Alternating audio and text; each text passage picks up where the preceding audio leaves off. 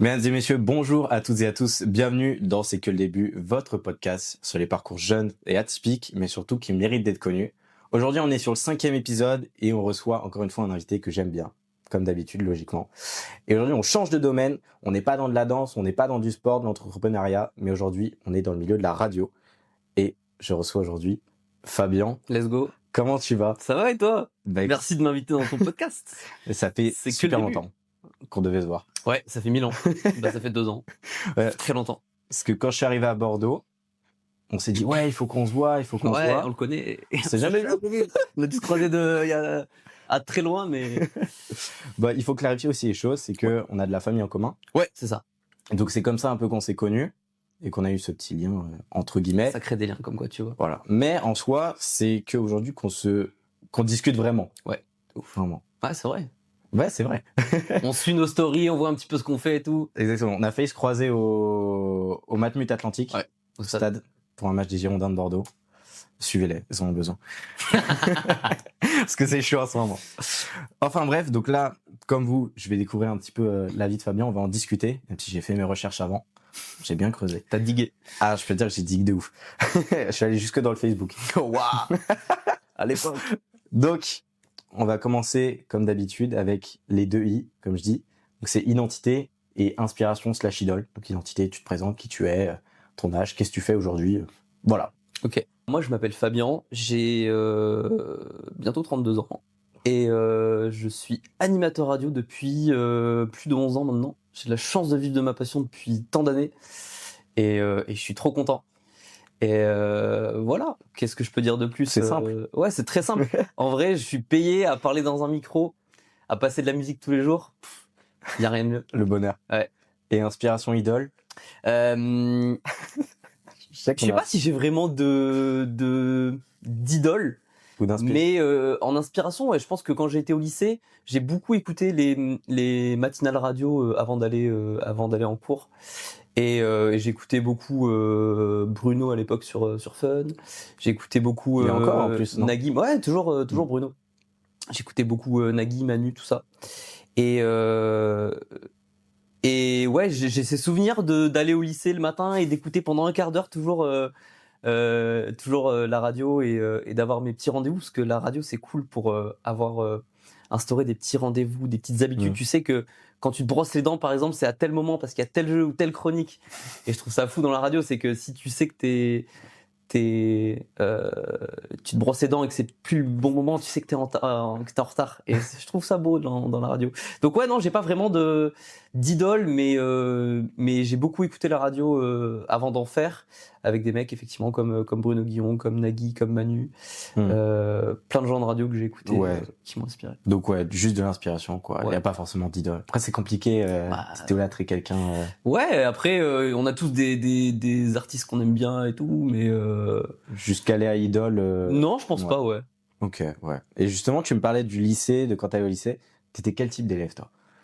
Moi, je faisais le minimum. Alors, en vrai, j'avais la moyenne, mais tu vois, j'allais pas faire plus.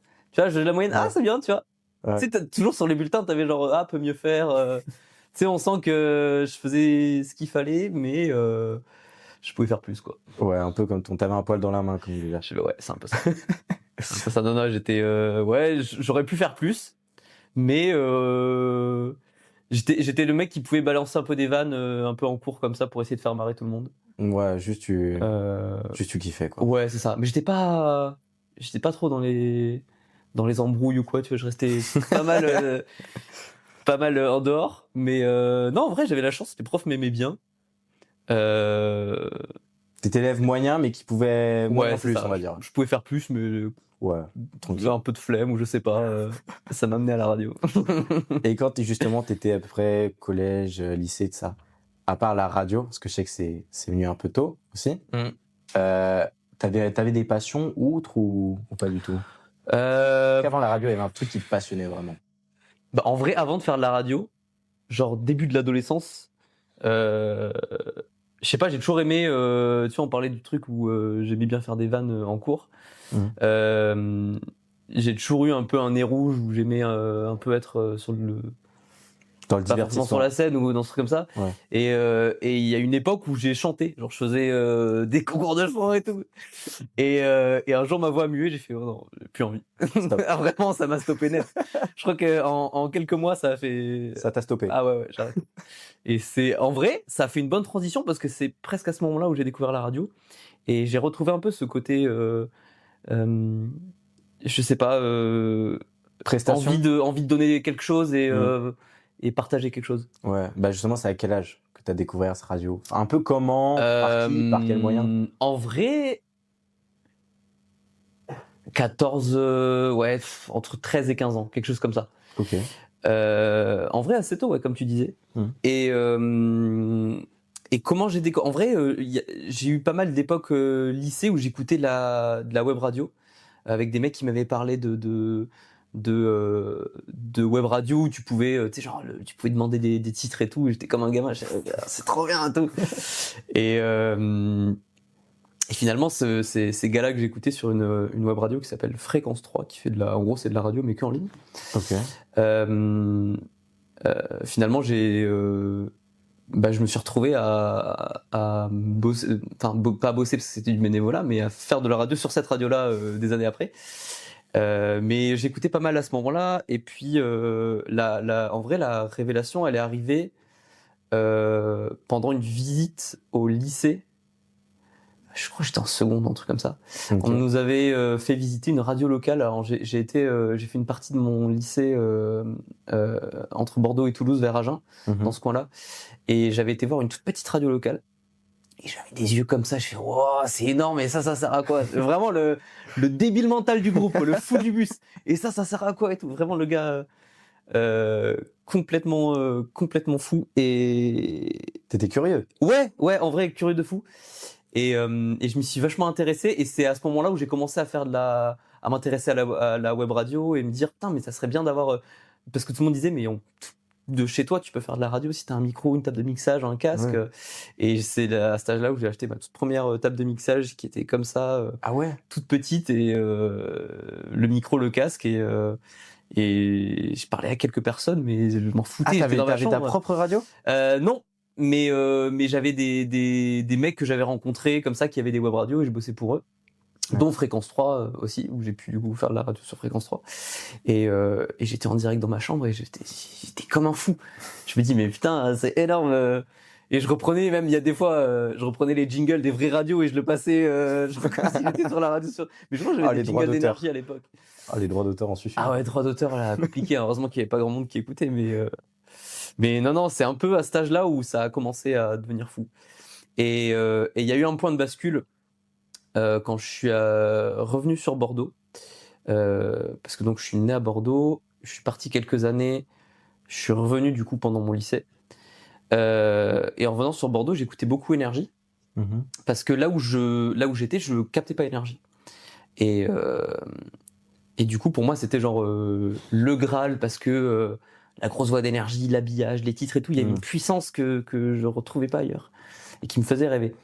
Et c'est à ce moment-là où par curiosité, j'ai vu qu'Énergie faisait une émission avec un artiste à l'époque.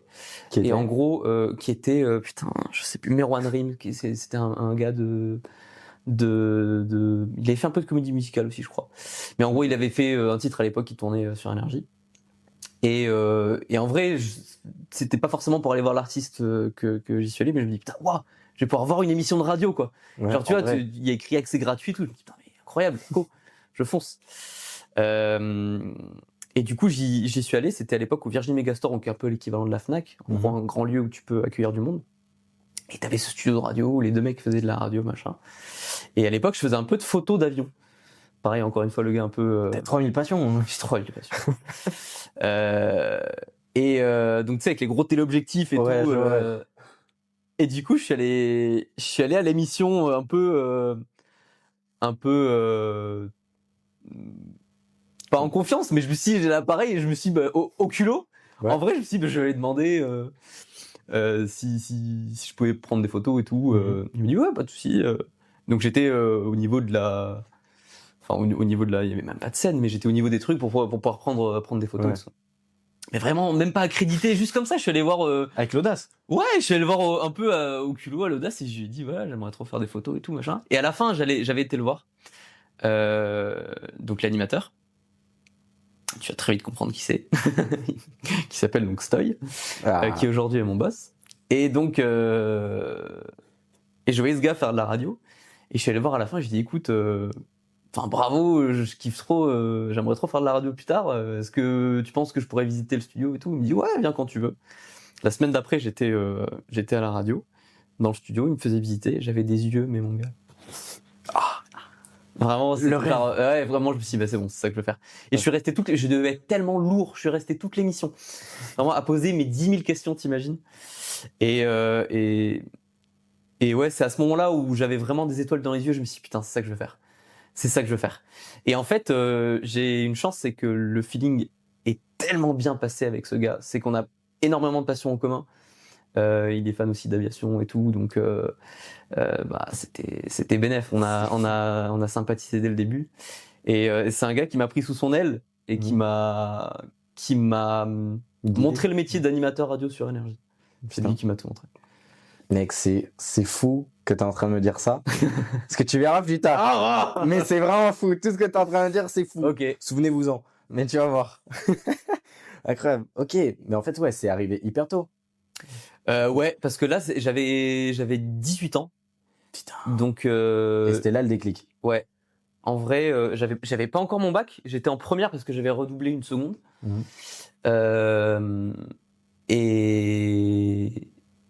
Et ouais, j'ai des souvenirs. Et du coup, en fait, suite à cette visite, vraiment, je suis resté assez proche.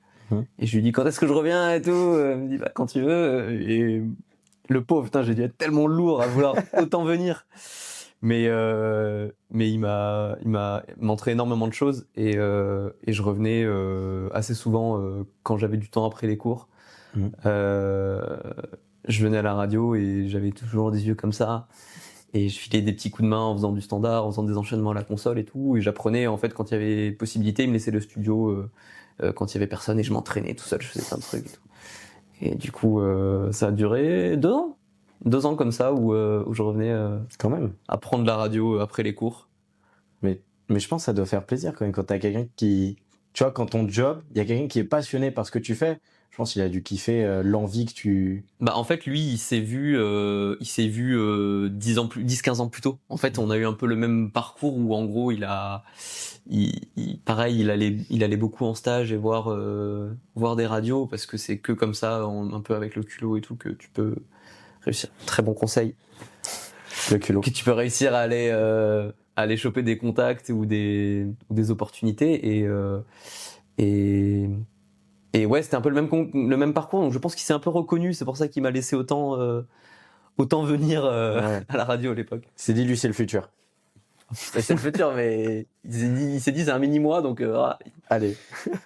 Et donc justement, t'as ce déclic. Tes parents, qu'est-ce qu'ils te disent quand tu leur dis, ouais, j'ai envie de faire ça, j'ai envie de faire de la radio? En vrai, ils ont été hyper avec moi. En vrai, ça peut faire peur pour la majorité des parents parce que t'as plein de monde qui doit se dire que la radio c'est pas forcément un métier et que il y a pas forcément d'avenir. Mais moi j'ai eu de la chance, c'est qu'ils m'ont laissé faire ce que je voulais. Ils m'ont dit d'abord tu passes le bac.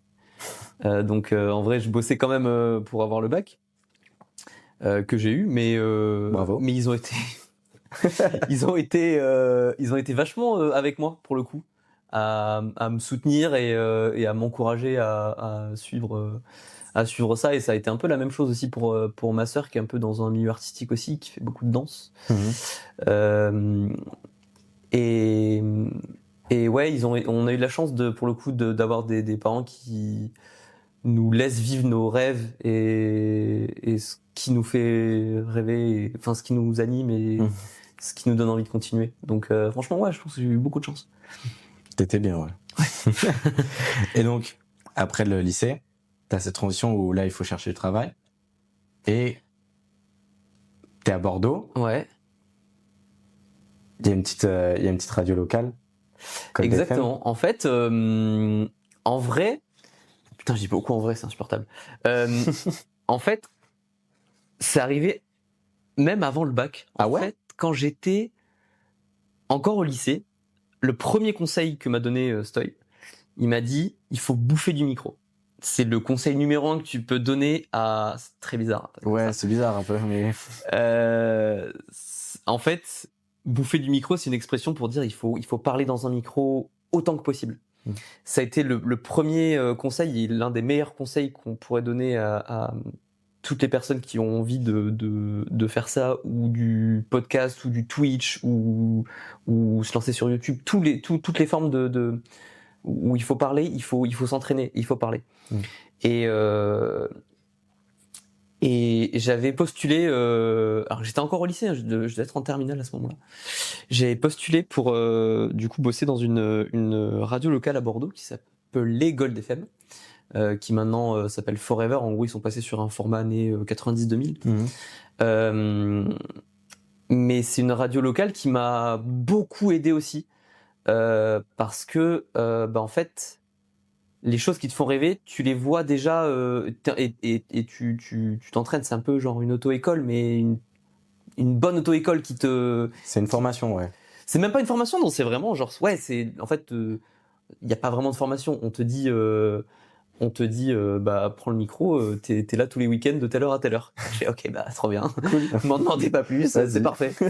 Et en fait, c'est une bonne formation dans le sens où, en fait, t'es tous les week-ends devant un micro et ça te pousse à te renouveler et à t'exercer et tout.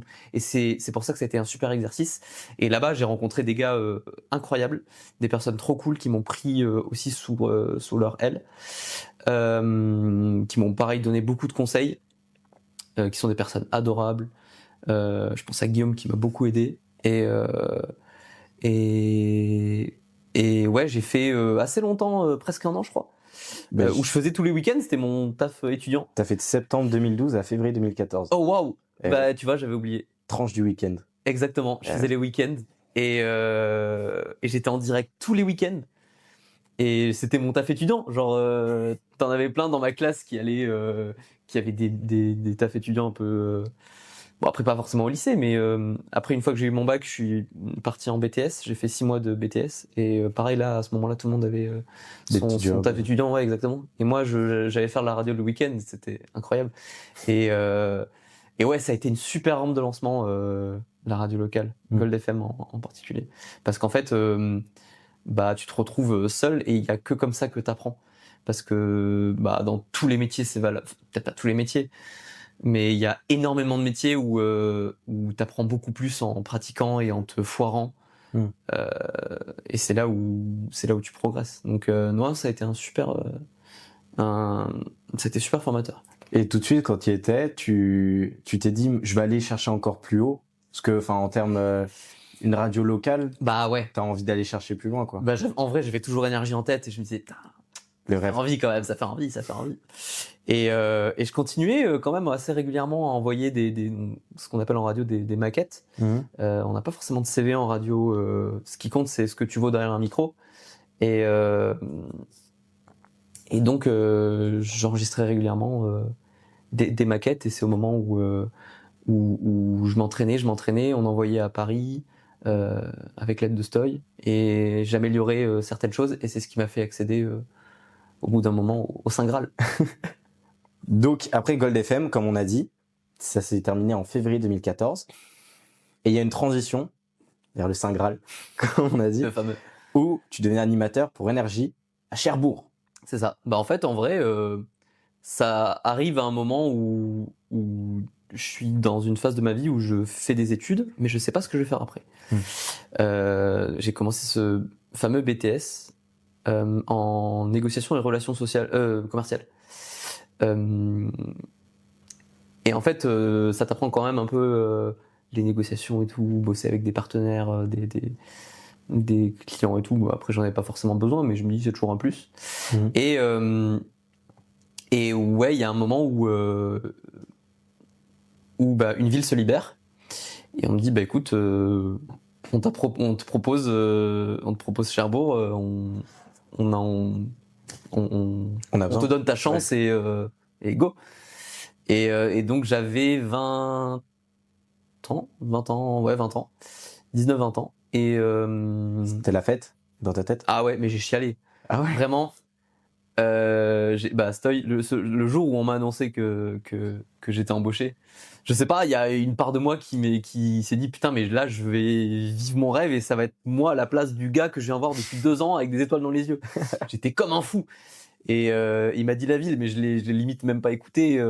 Énergie, ils sont... Ouais, je dis ok. Il m'a dit Cherbourg, je ne savais même pas où c'était. Ça aurait pu être Bourg-en-Presse, tu t'en fous. Exactement.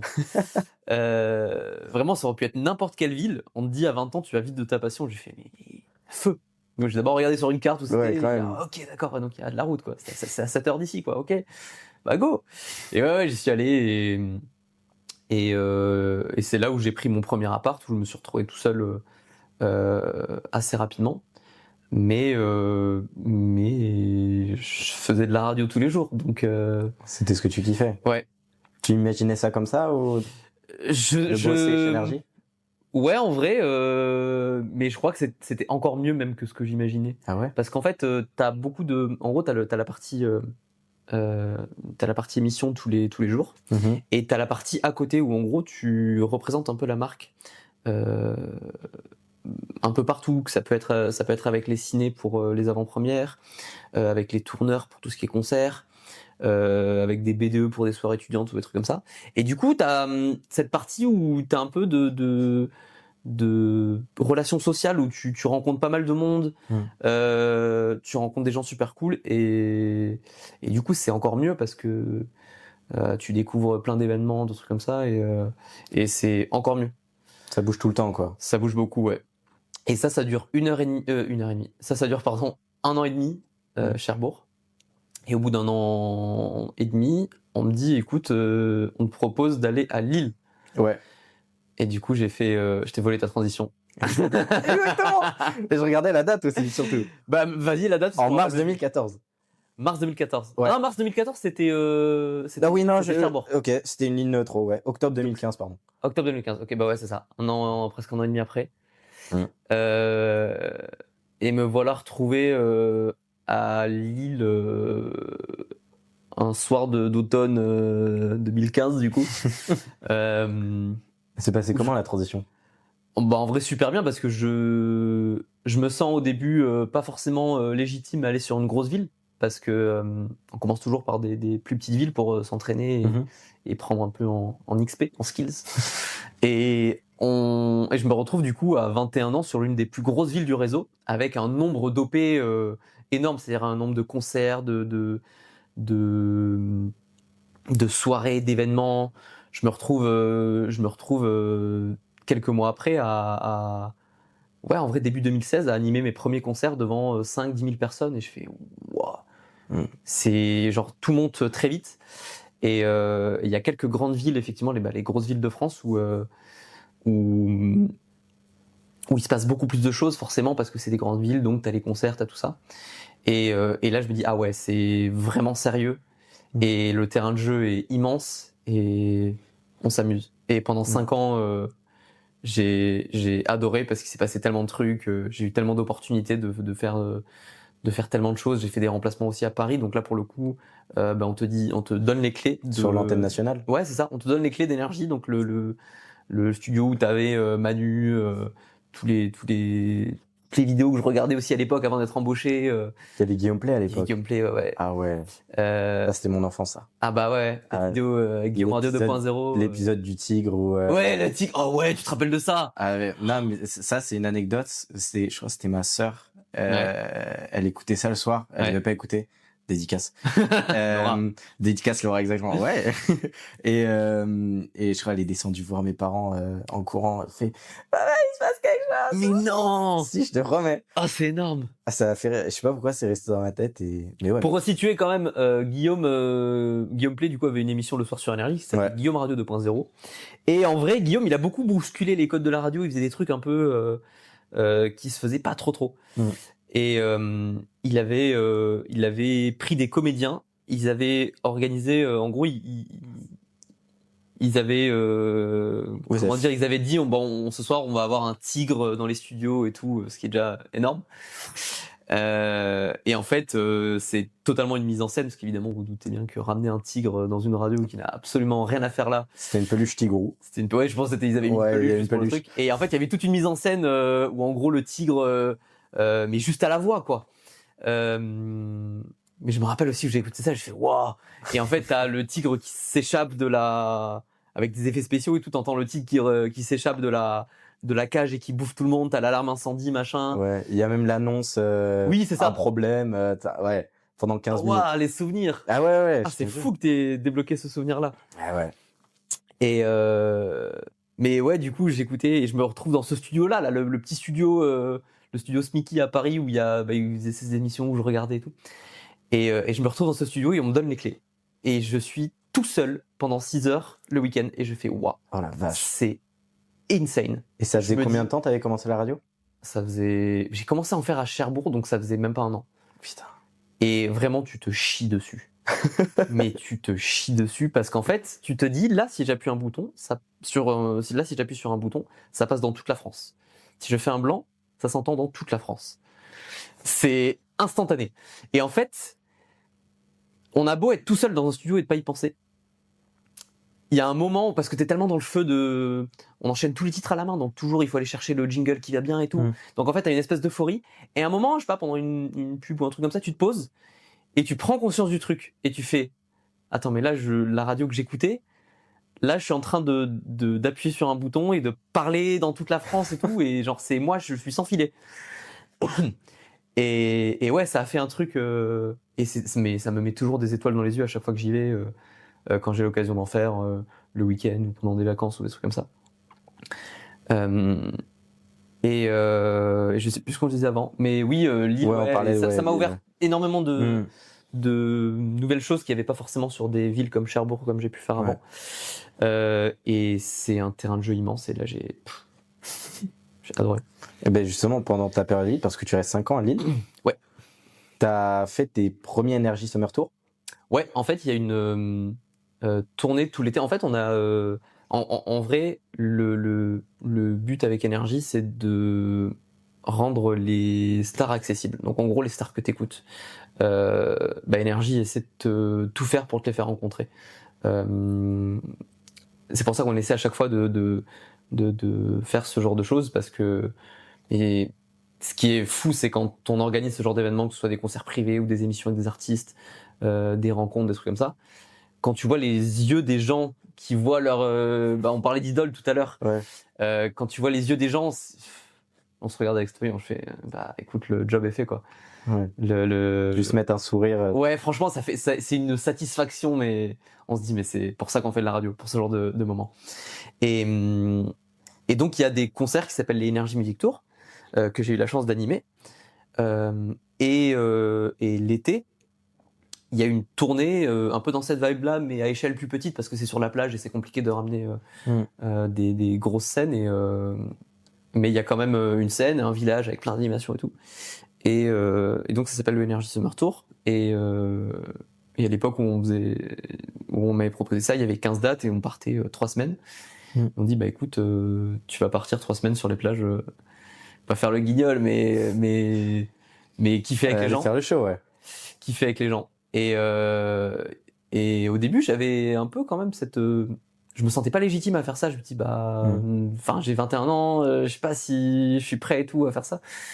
Et en fait, j'y suis allé et t'as kiffé. Et c'est fou parce qu'en fait, tu rencontres les gens. En fait, on faisait des jeux sur scène, donc tu rencontres les gens à qui tu parles une très grosse partie de l'année. Et il y a je sais pas, il y a une magie de rencontrer les gens qui te voient et qui disent putain merci, je vous écoute, je vous écoute dans mon tracteur, je vous écoute au boulot et tout, je vous écoute en allant en cours le matin. Ouais. Et tu sais, tu repenses au Fabien d'il y a des années qui écoutait aussi dans le lycée, en allant au lycée. Tu te retrouves en eux, quoi. Ouais. Et je me dis c'est trop cool de créer ce vrai lien, parce qu'en fait il y a un truc un peu contradictoire avec la radio, c'est que t'es tout seul dans un studio et tu ne vois pas les gens qui t'écoutent, tu ne sais pas combien de gens t'écoutent à l'instant T. Et en fait, avec ce genre d'événement, même que ce soit les Energy Music Tour, les concerts où on voit les gens pour de vrai, en fait, il y a une vraie satisfaction de se dire ah ouais, ok, on fait de la radio pour des vrais gens et des vrais gens qui ont une histoire et qu'on accompagne sans le savoir au boulot ou en cours et en fait de rencontrer ces gens et qu'ils te disent putain, merci, c'est trop cool de vous écouter et tout, changez pas tout, c'est hyper gratifiant et on se dit à ce moment-là que la mission est La boucle est bouclée un peu. accomplie. Ouais, c'est un peu ça.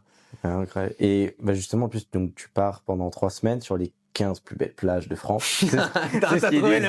Exactement. Exactement. En vrai, il y a eu des belles plages. Ouais. En vrai, ouais, ça m'a fait vachement voyager où en fait, tu goûtes un peu à la vie de tournée où on est dans un tourbus. Donc, on est à 15 dans un bus. Oh, la colonie de vacances. C'est vraiment ça. Gars, c'est une colonie de vacances. C'est-à-dire que on te présente, en tout avec les techniciens, il y a une trentaine de personnes. On te présente 30 personnes et on te dit, vous allez passer 3 semaines ensemble. Tout le temps. Et en fait, tu passes comme dans une colo. Matin, midi, soir, t'es tout le temps avec ces personnes.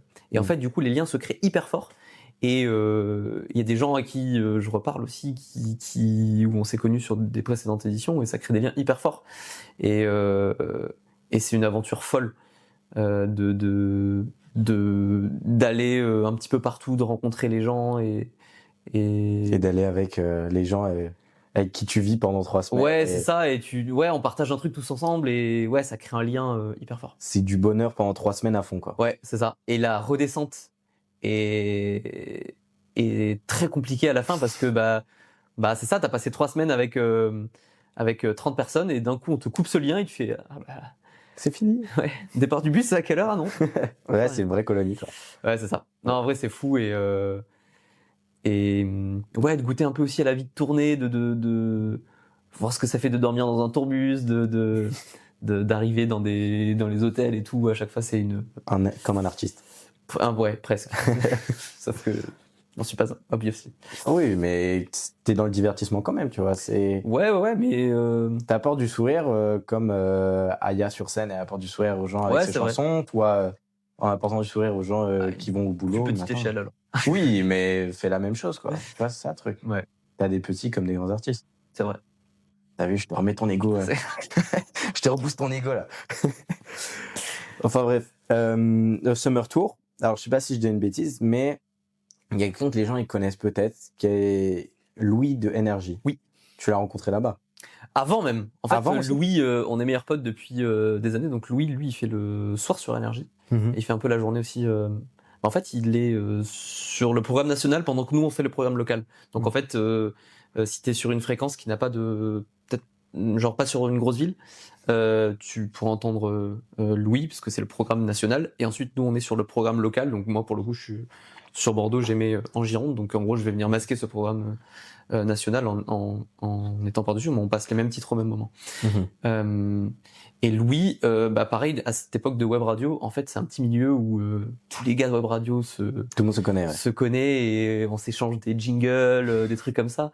Et on se parlait à l'époque sur Messenger, en s'envoyant des maquettes, en se disant ah c'est bien, tu penses, et tout, vous lui m'envoyez pareil et tout. Ah t'es chaud. Ouais, c'est ça, c'est un peu ça. Et on a sympathisé à ce moment-là. Et lui, il a été embauché très vite après moi. Et on s'est retrouvés à ce moment-là et on a encore plus sympathisé et on est meilleurs potes. Et du coup, maintenant, on a la chance d'animer ces tournées ensemble. Et les liens sont forts. Les liens sont trop forts. Franchement, Louis, c'est mon... C'est en vrai presque une idole parce qu'on a un peu le même parcours et je suis admiratif de ce qu'il fait où il a pour le coup maintenant lui la chance d'avoir une équipe, de faire une vraie émission le soir. Et je suis super fier de lui, franchement, il a un putain de parcours et il est trop fort, donc non, moi je suis hyper admiratif. Et maintenant c'est toi qui lui booste son ego. Ouais, exactement. Et donc t'as les Summer Tour, t'as Lille, et Lille ça se finit, c'est écrit trop petit, hein. J'ai écrit trop petit, hein. Ça se finit en août 2020. Ouais, exactement. Et t'étais sur la tranche horaire de 16h à 20h. Ouais, moi j'avais voilà, oui, c'est ça aussi sur lequel je voulais venir. C'était sur les tranches horaires. Ouais. Parce que quand t'étais à Cherbourg, je crois t'étais sur du midi 16h. Et à Lille, t'étais sur du 16h 20h. Ou l'inverse. Ouais, c'était l'inverse. En fait, Les tranches horaires dépendent pas forcément ne dépendent même pas du tout des villes. En fait, c'est le programme local peut être positionné à certains endroits qui peuvent être plus ou moins stratégiques. Il y a eu une époque où le programme local était entre 16h et 20h parce que c'est un peu la sortie c'est un peu la sortie des cours, du boulot, où les gens sont dans la voiture. Et du coup, j'ai eu effectivement une période comme ça. Et après, les tranches ont bougé en fonction des animateurs qu'il y avait parce que aujourd'hui, par exemple, il y a Camille Combal qui est sur Énergie sur cette tranche-là de drive entre 16h et du coup, lui, il fait 16h-19h. Et du coup, c'était plus pertinent d'avoir le programme local avant et d'avoir un Camille Combal qui est très fort en sortie de boulot, de cours. Ouais. Et donc, c'est pour ça que le programme local peut varier. Il y a une époque où c'était 11h-15h, où c'est midi 16h. On a fait du 15h-19h aussi. En fait, ça dépend beaucoup. Ça bouge, ouais. Ça peut bouger assez souvent. Donc voilà. Et justement, sur les tranches horaires, est-ce qu'il y a des... Comment dire? Est-ce que tu vas assimiler un type de profil d'animateur à tel horaire, à telle tranche ou à telle tranche? Ouais, parce que en radio, typiquement, en télé, par exemple, le prime time, là où il y a le plus de gens qui écoutent, c'est le soir. Et la radio, c'est l'inverse. C'est le matin où il y a le plus de monde qui écoute la radio. Donc, il faut une forte personnalité, une bonne équipe, des gens qui s'entendent bien et un truc hyper good vibe pour le matin. Donc, c'est hyper important le choix, effectivement, des personnes que tu places. Et pareil, le soir, un Camille Combal qui est très fort aussi, qui a une putain d'équipe aussi. C'est hyper pertinent de le mettre sur une tranche un peu de fin de journée où les gens rentrent, t'as envie de déconner un petit peu, t'écoutes la radio ou de rire. Voilà. Non, c'est incroyable, ça va jusque là, quoi. Ouais, en vrai, c'est stylé. Après, moi, je suis pas du tout là-dedans, mais ouais, mais tu vois, quand on écoute la radio comme ça, parce que moi, tu vois, par exemple, j'écoute pas forcément la radio. Ouais. En vrai, les seules radios que j'écoutais, c'était les grosses têtes avec ma mère. Ouais. Ou Rire et Chanson le soir. Ouais. C'est très bizarre, mais. Ah non, en vrai, c'est. Avec les sketchs de Muriel Robin à l'époque. Ah, ouais, voilà, exactement. On a des. T'avais les mêmes qui tournaient en boucle. Bien sûr, ouais. Et ouais, tu vois, c'est de voir qu'il y a des. Que ça va vraiment jusque dans les détails pour des personnes qui sont pas forcément proches de la radio ou quoi que ce soit, c'est super intéressant, tu vois. Après, c'est un peu j'allais dire la magie de la radio, mais c'est des trucs qui se voient pas à la radio, mais c'est de l'inconscient et l'idée c'est de mettre les meilleures personnes sur ces tranches-là. Donc le but d'une radio c'est d'avoir les meilleurs les meilleures personnes à l'antenne. Et donc on enchaîne avec le boulot que tu occupes actuellement depuis août 2020. Ouais. T'es de retour à la maison, t'es à Bordeaux. Ouais. En fait, ça faisait des années où j'avais cette envie de revenir à la maison, de dire c'est cool quand même de faire de la radio dans sa ville et tout. Et c'est ce même Story qui m'a dit écoute, viens, il y a une opportunité. Moi, je prends un poste un peu plus élevé, un poste de responsable, et je te veux à Bordeaux, reviens. Donc je fais carrément, il te dit je te. Ouais, en vrai, il a dit je veux qu'on bosse ensemble, reviens. Incroyable. Et plus ou moins, mais dans l'idée c'était ça. Et du coup, je suis revenu sur Bordeaux dans une période qui était hyper chelou, où on pouvait pas trop sortir de chez soi. Ah ouais, pendant le Covid, ouais. Exactement. Où on pouvait pas trop sortir de chez soi et.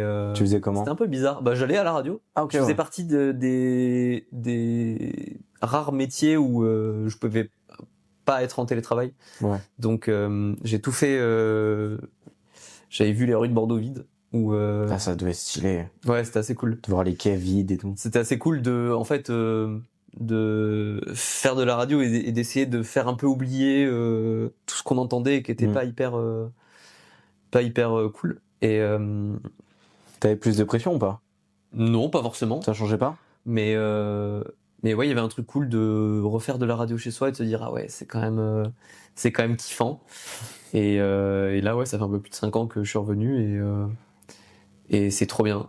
Maintenant j'ai ma mère qui m'écoute et qui me dit mais t'étais pas là tout à l'heure. Je t'ai pas entendu la vidéo là. Vraiment, elle me surveille. Ah ouais? Elle me surveille pour voir si je suis bien à la radio. Mais du coup, ouais, ce truc de boucle un peu bouclé et de revenir à la maison, ouais, c'est un truc hyper satisfaisant. Mais quoi. Ouais, ça me fait trop rire que ma mère, quand elle soit au boulot, elle m'écoute. Et du coup, aujourd'hui, t'es épanoui, quoi. Ouais, franchement, je suis trop content. Avec le meilleur boss du monde. Exactement. Le gars qui m'a fait démarrer la radio aujourd'hui est mon boss. C'est une Il m'a fait folie. de la Hein. radio. C'est une folie, tu te rends compte, tout ton parcours est lié, c'est de toi petit et ton boss qui te repère. Ouais. Il y a tout qui est lié. En vrai, il y a. Et d'ailleurs, donc Stoy, mon boss, lui, était aussi passé à Lille. En fait, on a un parcours qui est hyper similaire parce qu'on a eu un peu le même parcours. Et lui, avant d'arriver à Bordeaux, pareil, était passé à Lille. Donc, on a eu plein de contacts et on a vécu un peu les mêmes choses à des années différentes. Mais tellement reconnaissant d'être revenu et que aujourd'hui on puisse bosser ensemble. Et à la maison. C'est trop bien. Ouais, et à la maison en plus. C'est pas beau ça. Et bon là, on va aller un peu plus sur les questions générales, tu vois. Ce qu'on a vu que tu parlais, tu faisais des rencontres avec des gens, des concerts. T'avais pas mal de rencontres dans des centres commerciaux. Il y a des centres commerciaux. T'en as fait quelques-unes? Oui. Ouais. Et bah, moi j'ai vu. Hein. Ah, t'as fait avec M. Pokora. Ouais. T'as fait avec Soprano. T'as fait avec Aya. Aya, bien sûr, mais ouais. La reine. Oh wow, attends, tu t'es rappelé tout ça? Ah oui, t'as été. LinkedIn. C'est vrai qu'il a dit. Ah très ouais, fort. je t'ai dit, je suis allé voir. Il est très fort. Et c'est que le début. Oh, t'es chaud. T'es chaud. T'es chaud. Non, mais ouais, en fait, c'était un peu la même vibe que quand moi je suis allé voir l'émission au tout début. En fait, quand on a la possibilité de recevoir des artistes, plutôt que de le faire dans le studio et qu'il y ait 10 personnes qui puissent venir, autant le faire dans un endroit où on peut accueillir beaucoup de monde et faire un truc stylé avec une scène, un écran géant, des lumières et tout, et puis on fait venir le maximum de personnes. Et ce qui est cool, c'est que les gens viennent poser des questions. On accueille les gens pour faire de la radio ensemble, et les gens viennent poser des questions à leur artiste préféré. Et c'est trop cool du coup de permettre à des gens de rencontrer leur idole. On en parlait encore tout à l'heure. Il y a un truc hyper gratifiant et hyper satisfaisant. Et ouais, du coup, on essaie de faire participer les gens et tout. Et c'est une expérience trop cool. Et encore une fois, c'est ce genre de moment où on a la satisfaction du travail accompli, où on se dit ah ouais, on fait pas ça pour rien. Ça devient concret, ouais. Et ouais, c'est ça. Et on voit les gens pour de vrai. Pareil, on leur parle et tout. Et c'est hyper satisfaisant. Et ouais, ça permet de permettre aux gens de rencontrer leur artiste préféré, que ce soit effectivement Aya, Soprano, Dadju, il y en a eu tellement, Pokora, Louane. Ah ouais, t'as fait la panoplie. Ouais. Mais justement, avec ces artistes, t'entretiens quel lien toi avec eux? Pendant ces shows, les émissions, tu les vois avant ou... En vrai, c'est des artistes qui passent beaucoup sur énergie et qui sont habitués à ce genre de choses. Et du coup, c'est des gens qui sont à chaque fois hyper contents de venir rencontrer le public et de rencontrer les gens. Et je pense que eux aussi, au fond, il y a un côté un peu satisfaction de rencontrer les gens qui te suivent depuis des années et tout. Je pense à Matt Pokora parce que c'est un gars qui fait de la musique depuis maintenant plus de 20 ans, je crois. Et j'ai trouvé ça fou que son public, t'es des gens qui le suivaient de Link Up à l'époque, et que ce soit des gens aussi fidèles qui le suivent. Link Up. Ouais, c'était le premier groupe quand il avait gagné Popstar. C'était pas né. Mec, c'est horrible de dire ça. C'est horrible de dire ça, mais t'as tellement raison. Mais c'est un peu ça où il y a des gens du coup qui le suivent depuis si longtemps. Et du coup, c'est cool de partager ces moments avec eux et de voir que ils ont des gens qui les suivent à chaque fois depuis des années. Mais non, le lien à chaque fois ça se passe super bien et ils sont trop cool de venir. Ils sont trop cool de se déplacer. Ils sont trop contents, pardon, de rencontrer les gens et du coup c'est toujours un bon moment. Donc la relation est plutôt cool. Mais justement, tu me parlais en plus de Pokora. On fait la transition vu que c'est le roi d'Energy Music Awards. Oui. On fait la transition parce que 16 ou 17. Il est trop fort. C'est le Real Madrid trop fort d'Energy. Ah ouais. T'es allé au NMA, Energy Music Awards. Ouais. Il y a pas longtemps. Ouais. J'ai eu la chance de bosser sur les Energy Music Awards cette année. Et c'est une expérience folle parce que au bout de 11 ans chez Energy, en fait on y va très peu. En fait tout le monde se dit mais tu vas chaque année et tout. Jamais. J'y avais jamais été. Parce que la priorité elle est pour les auditeurs. Et du coup toutes les places qu'on a, on les offre en fait. Et du coup si on y va c'est pour bosser. Et du coup, moi, j'ai bossé un petit peu dessus. Et ça m'a permis de voir le plateau pour de vrai, le truc que tu vois à la télé depuis des années, parce que du coup, je suis hyper chauvin et je regarde évidemment l'Energy Music Award chaque année parce qu'il y a une petite fierté où pendant un mois on en parle à l'antenne et juste de voir le produit fini, de se dire ah ouais, on a bossé pour ça, c'est cool.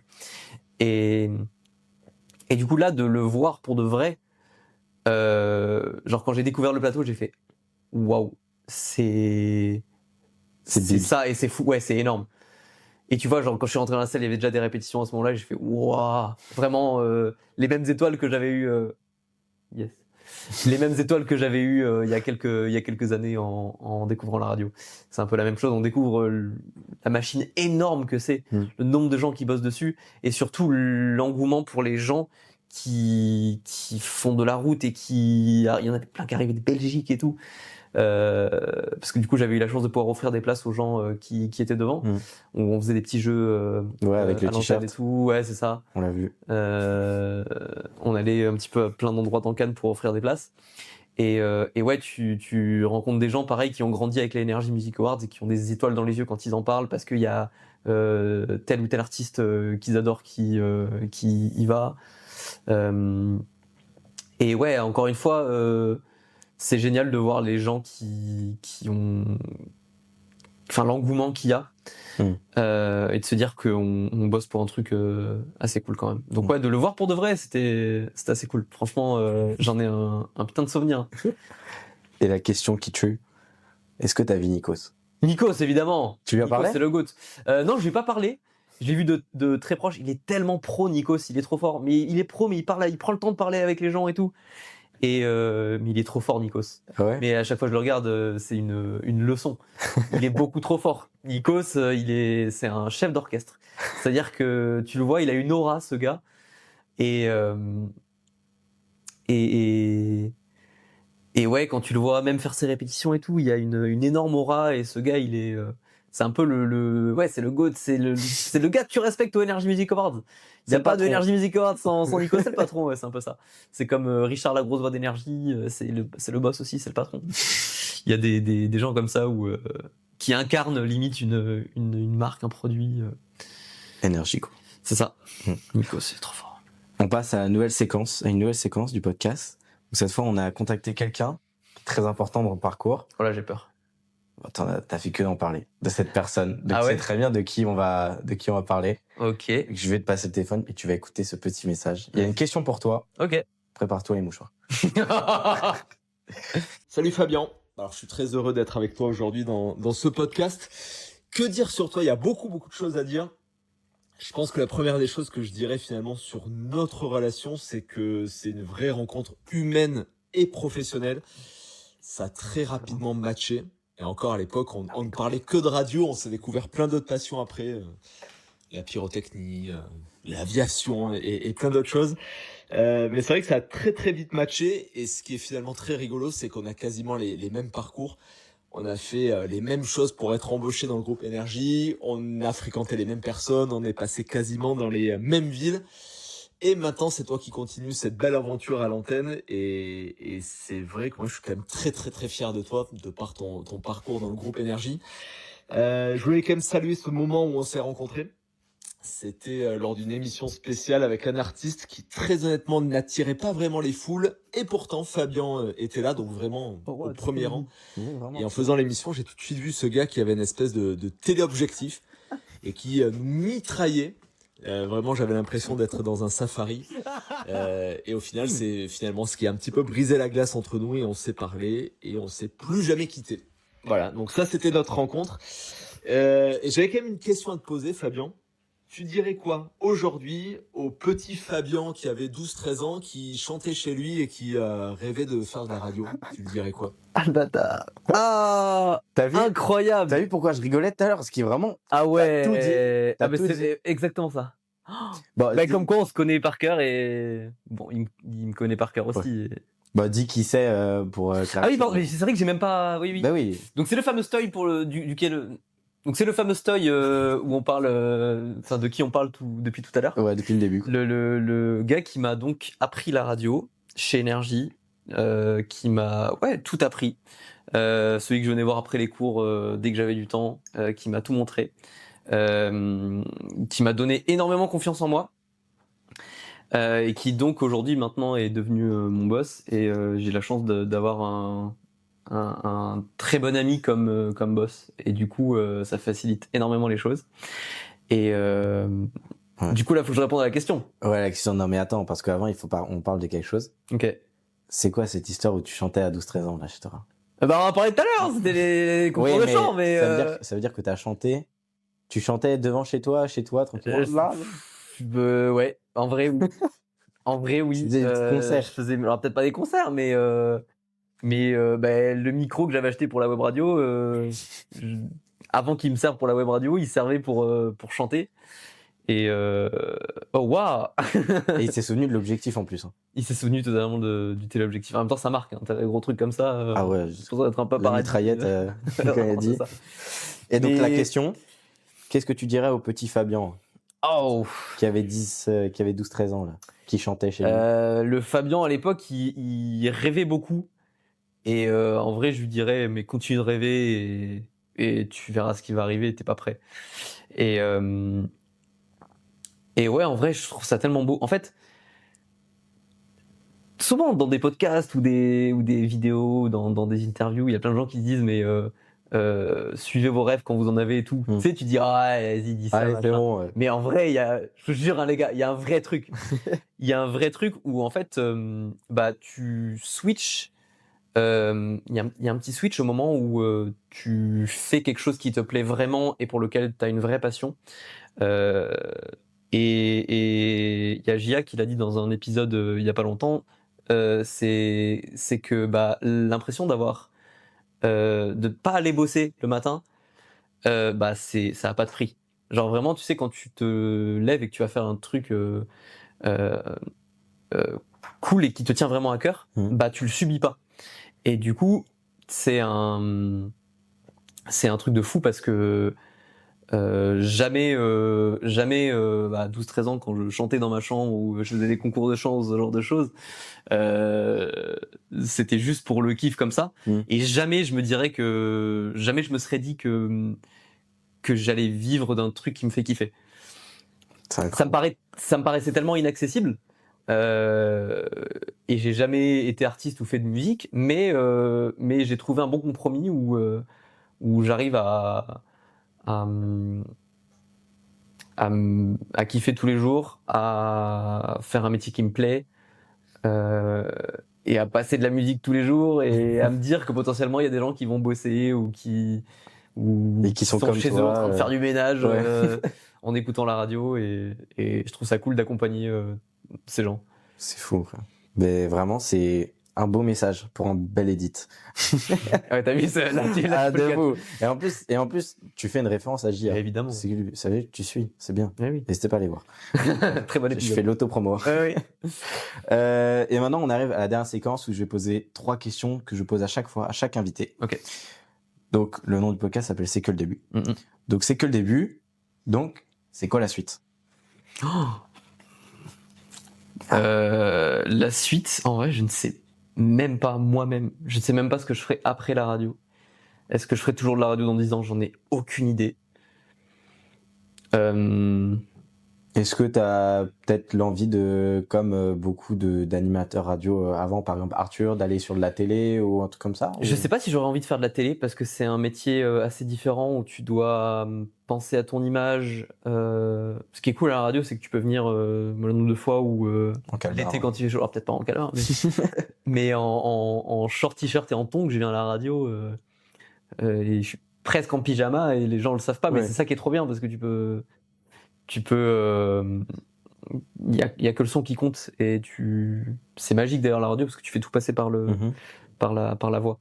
Et la télé, je suis pas forcément sûr que c'est un exercice il faut jamais dire jamais, mais pour l'instant, écoute, je pense pas. Je sais même pas combien de temps la radio ça durera. En vrai, ça durera tant que ça m'anime et que ça me rend heureux. Donc je sais pas combien de temps ça durera.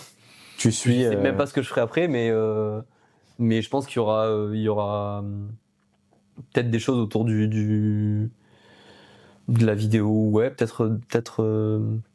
Ça se voit, tu cherches. Mais si tu sais pas, tu sais pas. Hein. Tu suis. Pas. T'inquiète, c'est une très bonne réponse juste de tu suis ce qui arrive. Parce que tu vois, on peut pas tout prévoir. Ouais, c'est ça. En vrai, moi, il y a des gens autant qui sont hyper organisés, qui vont prévoir toutes les prochaines années. Et moi, pour le coup, je vis beaucoup au jour le jour où je me dis, bah, je profite du moment maintenant et je verrai après. Et pour plein de choses, je suis comme ça. Et du coup, ouais, c'est compliqué de savoir ce qui. Tu suis, ouais. De quoi sera fait la suite. Bah, c'est parfait comme réponse. On est sur la deuxième question. C'est que le début. Donc, c'est quoi ton aboutissement ultime, ton rêve? En vrai, je crois que ça y est. Hein. T'as déjà tout fait? C'est que le début, mais en vrai, le début, il a commencé depuis 11 ans. Donc, ouais, en vrai, je pense que mon goal ultime, c'était d'avoir. De vivre de ma passion, d'avoir un peu ce truc qui me fasse. Mais la radio, elle m'a sorti j'étais pas forcément le gars non plus qui était hyper sociable. J'avais pas énormément de potes non plus. Et du coup, ça a été hyper. Ça m'a donné vachement confiance en moi la radio, parce que t'es amené à rencontrer beaucoup de monde. Et ça m'a permis de rencontrer vachement de gens. Et c'est ce qui m'a un petit peu sorti du gars qui était juste dans sa chambre à chanter et tout. Et du coup, l'aboutissement, je pense que c'était de faire un truc qui me fait kiffer. Et je vois pas ce que je pourrais avoir de plus haut. Si ce n'est avoir une émission à moi, mais je sais même pas si. Comme t'as dit, tu suis, quoi. Ouais, c'est ça. Il me Ouais. faut une idée, un truc cool. Pour l'instant, je l'ai pas. Peut-être que ça arrivera, mais. On sait pas. J'ai pas d'aboutissement ultime, Ouais. quoi. Je pense que en vrai, je suis en plein dedans. Ok. Bah, c'est parfait comme réponse encore une fois. T'es trop fort. Hein. C'est toi, t'as les bonnes questions. C'est que t'es au bon moment. Et donc la dernière question, bah tu as un peu répondu avec la question de Stoy, mais c'est que le début donc. Quel est le conseil que tu donnerais à un jeune qui souhaiterait se lancer dans le milieu de la radio? Ouais, bah, il faut bouffer du micro. Ouais, Ah, c'est ça. C'est ça le conseil s'il y a quelqu'un qui a envie de faire de la radio, de se lancer dans le podcast. C'est ce que tu as fait aussi, je pense. Et tu as dû te poser des questions aussi à l'époque où tu te disais, bah ouais, j'ai envie de faire ça, bah vas-y, je le fais. Et en vrai, je pense qu'il y a plein de gens qui osent pas forcément le faire. Et faut juste oser, quoi. Et ouais, c'est ça, on se dit que c'est un truc inaccessible, alors qu'en vrai, tout le monde peut y arriver.